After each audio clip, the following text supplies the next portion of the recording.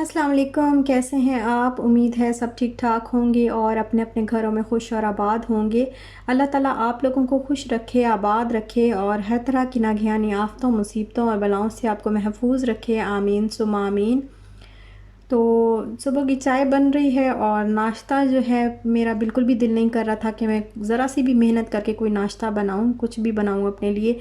तो बस मैंने चाय बनाई है और साथ में जो लड्डू था अलसी वाला वो एक निकाल लिया है।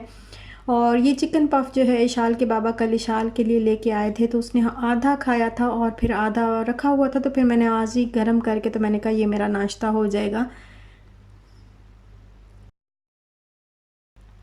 और नाश्ता करने के बाद जो बर्तन वगैरह होते हैं, क्योंकि अभी मैंने फिर इशाल के लिए थोड़ा सा एग फ्राई किया है। मैंने कहा शायद वो थोड़ा सा खा ले, तो उसने बस थोड़ा सा खाया है, बाकी मुझे खाना पड़ता है क्योंकि बच्चे जो हैं, बच्चों को खाने की आदत होनी चाहिए।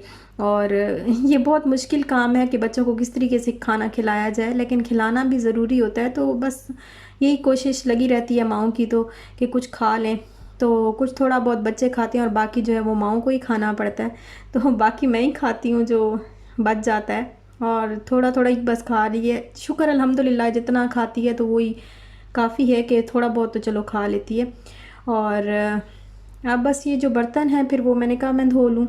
और जब भी मैं बर्तन धो रही होती हूँ या घर के काम कर रही होती हूँ, तो जैसे माजी की जो यादें हैं ना वो ऐसे घूमती रहती हैं दिमाग के अंदर। तो अभी मैं बर्तन धो रही थी, मेरे जहन में आ रहा था कि जब हम हॉस्टल में हुआ करते थे तो हम लोग ड्यूटी लगा लेते थे। जैसे 6 लड़कियां थी हम लोग एक रूम में, तो एक दिन में 2 लड़कियों की ड्यूटी होती थी कि उन्होंने जो है वो मेस से जाके खाना भी लेके आना है, क्योंकि खाना तो वो डाल के अलग से रख देते थे, लेकिन अपने हिस्से का जो अपने नाम का जो खाना होता था वो वहाँ से उठा के, तो काउंटर से उठा के फिर डाइनिंग टेबल तक लेके आना, ये फिर ड्यूटी लग जाती थी कि 2 लड़कियों ने लेके आना है। हर रोज़ की जो है वो 2 लड़कियां जो है वो ड्यूटी निभाती थी, और फिर बाकी जो है जैसे 6 लड़कियां थी तो तकरीबन एक वीक में 2 बार हमारी बारी आ जाया करती थी। और इसी तरह जो है जैसे रूम की सफाई वगैरह है या बर्तन वगैरह धोने हैं तो वो भी 2 लड़कियां मिलके किया करती थी। कपड़े तो अपने अपने खुद धोते थे सब, लेकिन बाकी काम जो है वो ड्यूटी के मुताबिक ही करने पड़ते थे। और जब भी मैं ऐसे काम करती हूँ ना तो मुझे याद आता रहता है, घूमते रहता है दिमाग के अंदर, सारी जो है यादें और बातें जो है वो घूमती रहती हैं। और अच्छा भी लगता है, खुशी भी होती है याद करके जो है वो कभी कभी कोई इतनी हैरान कुन बात जो है वो जहन में आ जाती है, और कभी कभी बहुत तकलीफ दे बात जहन में आ जाती है, कभी बहुत खुशी वाली बात याद आ जाती है, तो अच्छा भी लगता है याद करना। और ये अभी मैंने कपड़े धोए तो फिर मैंने कहा मैं कपड़े लटका देती हूँ स्टैंड पे।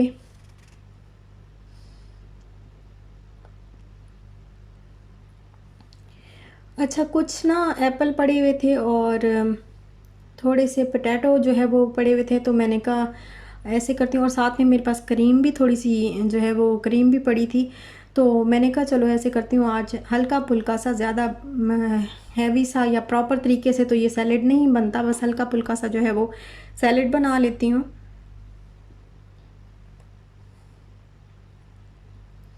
तो एक आलू मैंने इसके लिए चॉप कर लिया है, और साथ में ही मैंने एक एप्पल काट लिया है क्यूब्स की शक्ल में। और थोड़ी सी कैबेज जो है वो भी घर में ही रखी थी, तो वो मैंने थोड़ी सी कट की है। और अब मैंने इसमें तकरीबन 2 टेबलस्पून जो है वो मायोनीज डाली है, और क्रीम इसके अंदर ऐड की है, थोड़ी सी शुगर ऐड कर दूंगी, और फिर मिक्स करके तो थोड़ी सी ब्लैक पेपर और सॉल्ट भी ऐड कर दूंगी, तो बस ये एक हल्का फुल्का सा जो सैलेड है वो बन जाता है और खाना हो जाता है दोपहर का।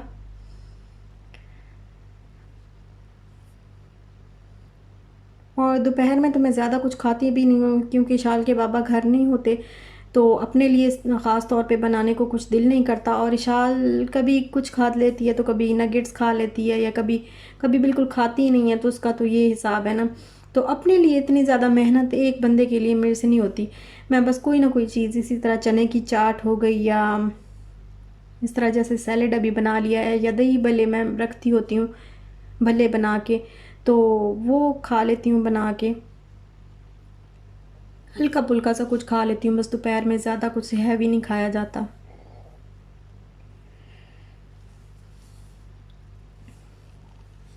अच्छा, मैंने कहा मैं आपको ये दिखा दूँ कि ये उस दिन मैं आपसे ज़िक्र कर रही थी ना कि हम लोग ड्रैगन मार्ट गए थे, तो वहाँ से हमने शाल के लिए जो है वो ब्रेसलेट लिया था, तो मैंने कहा था मैं आपको दिखाऊंगी। तो फिर मैंने सोचा आज मुझे नज़र आ गया ना, मेरे बैग में पड़ा हुआ था तो मैंने निकाला, तो मुझे नज़र आ गया, तो मैंने कहा चलो मैं आपको दिखा देती हूँ। ये वाला लिया था, ये बड़ा प्यारा सा, इसके ऊपर ये देखें यहाँ से ये तो इसके अंदर ये एक डॉल सी जो है वो पेंडेंट सा जिसको बोलते हैं वो डला हुआ है। और ये देखें मैंने इसको पहनाया है और इसको बड़ा शौक है ये पहनने का। यहाँ से ये टाइट भी हो जाता है, लूज़ भी हो जाता है।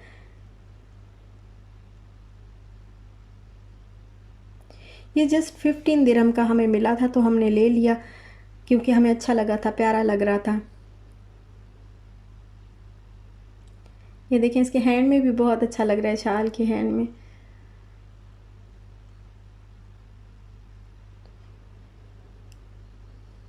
और ये भी मैंने आपको बोला था कि मैं आपसे जो है शेयर करूँगी, आपको दिखाऊँगी कि ये वाला जो नेट का कपड़ा है ये मैं लेके आई थी रोला अल ज़ुबैर प्लाज़ा से। तो ये मुझे 10 दिरहम का पर यार्ड 10 दिरहम का मिला है और मैंने लिया है नहीं, मैंने ये तकरीबन 15 दिरहम का हमने लिया है ना, तो 1.5 मीटर हमने जो है वो लिया है।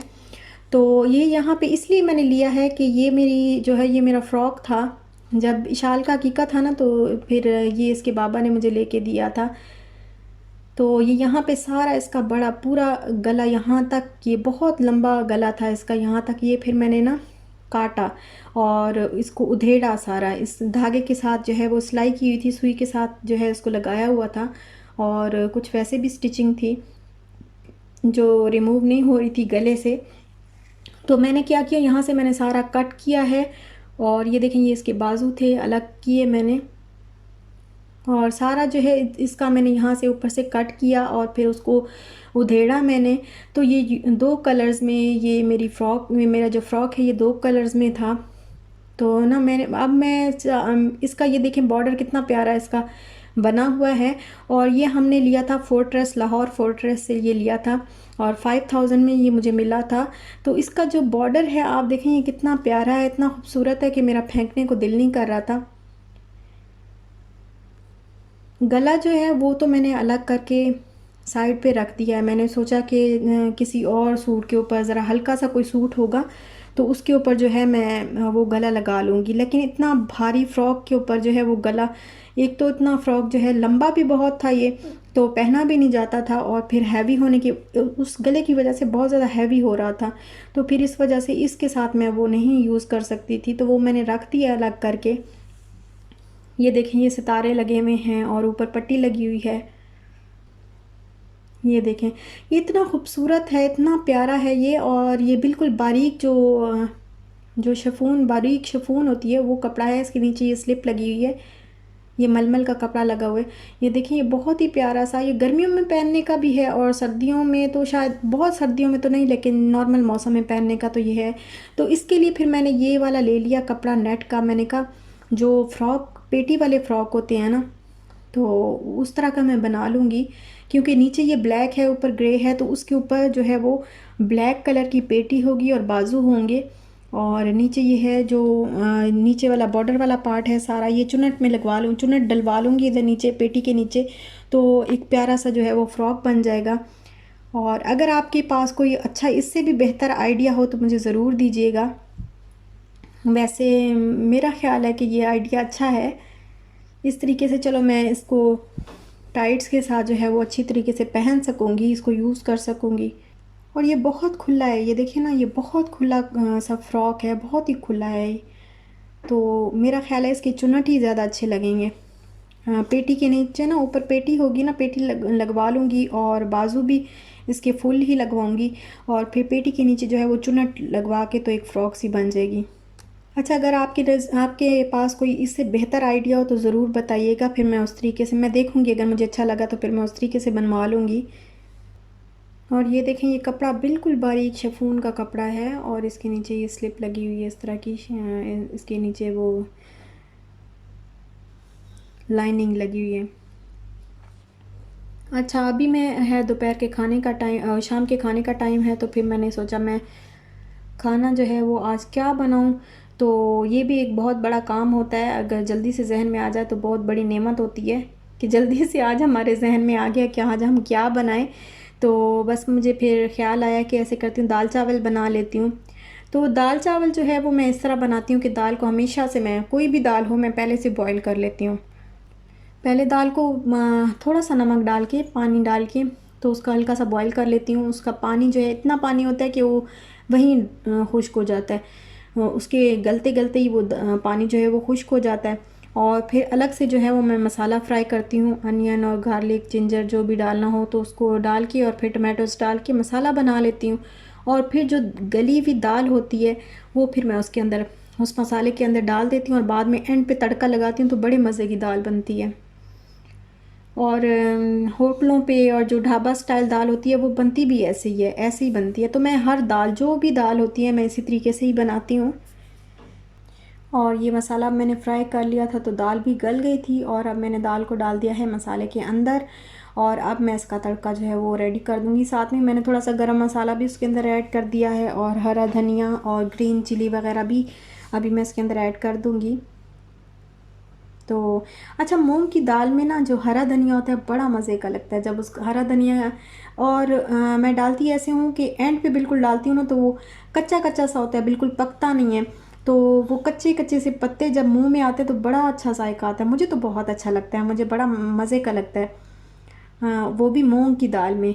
तो अभी बस वो मैंने डाल दिया है, और इधर से मैं तड़का जो है उसका रेडी कर रही हूँ। ये मैंने ऑयल लिया, उसमें गार्लिक थोड़ा सा वो कूट के डाला है, और थोड़ा सा मैं तकरीबन 1 टीस्पून के बराबर जो है वो ज़ीरा डाल दूँगी इसके अंदर, सफ़ेद ज़ीरा। और बस इसको ब्राउन करके इसका तड़का तैयार करके तो अभी बस डाल दिया है मैंने दाल के अंदर, और ये दाल जो है वो बिल्कुल रेडी हो गई है। ये देखें, ये मज़ेदार किस्म की जो दाल है वो रेडी हो गई है, और मूंग की दाल के साथ तो चावल बॉयल हुए हुए बहुत अच्छे लगते हैं। तो बस चावल जो है वो अभी बॉयल कर लूँगी, साथ में ही कुछ सैलेड वगैरह बना लूँगी। और अभी मैं बॉईल करने लगी हूँ राइस।